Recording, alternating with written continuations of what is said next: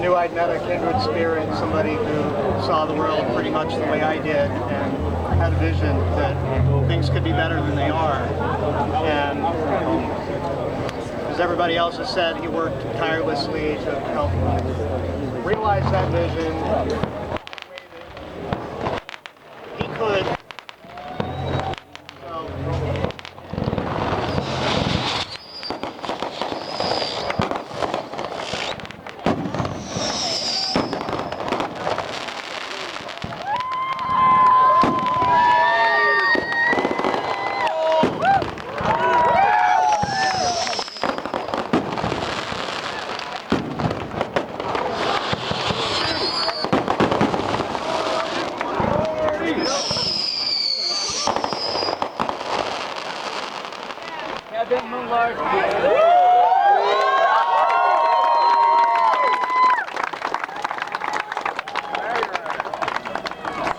Well, now that I have your attention,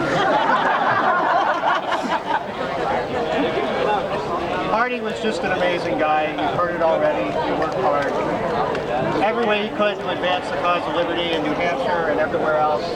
He had a dream. He imagined something amazing, and I think it's a dream that we can all see realized in our lifetimes if we use our imagination and work hard the way he did.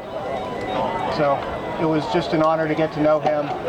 Hooray for PorcFest for making that possible, and may the relationships we've all made this week. I'm sorry I couldn't be here all week, but I hope that the kinds of friendships and networks that made Hardy an effective and awesome activist are the same things that we're going to see times 1,000 in the next 5 years. Thanks.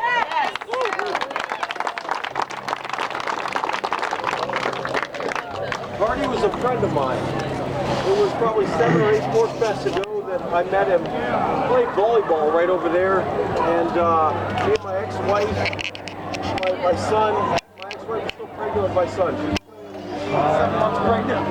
And Hardy was right there trying to spike the ball in her face. Hardy was a hardcore guy. He fought for liberty. He fought for it in Vermont. Thank God he made the move to New Hampshire, and he fought the fight in New Hampshire. For that I'm so thankful. Last year, I don't know how many people were here last year at PorcFest. On Saturday, it just rained and rained and rained and rained. And I could not cook anything over a campfire. Hardy invited me into his tent. Hardy and Heidi, they welcomed us. And so I could cook food for my kids. God, he was so optimistic last year. He said, if you're going to have cancer, this is the one to have for 5 years, a 95% survival rate. My ex-wife called me about 2 months ago and she said, Hardy's in the hospital, he's not doing well.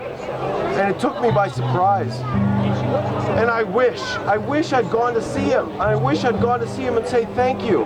Thank you for all the work that you've done over the years. And I missed that chance. And thank you for holding this memorial today. So Hardy, thank you. Thank you for all your work. Thank you. So Greg's going to wrap it up because I never knew Hardy. I never knew him. But in 2009, in November, a friend of mine from high school died of cancer. And it made me realize how tenuous life was. It made me realize that if I wanted to do something different with it before it was over with, I had to do something. And so I moved up here for that. But that's all I want to say, guys. I just want to thank Jordan Page. This was his time, and he's dedicated to this, and he's going to do a special song for Hardy right now. But this wasn't in the schedule or anything, so we're going to give it back to Jordan because he was kind enough to come here. So thank you, and we can continue to talk about Hardy and celebrate. That's the way he wanted to be thought of.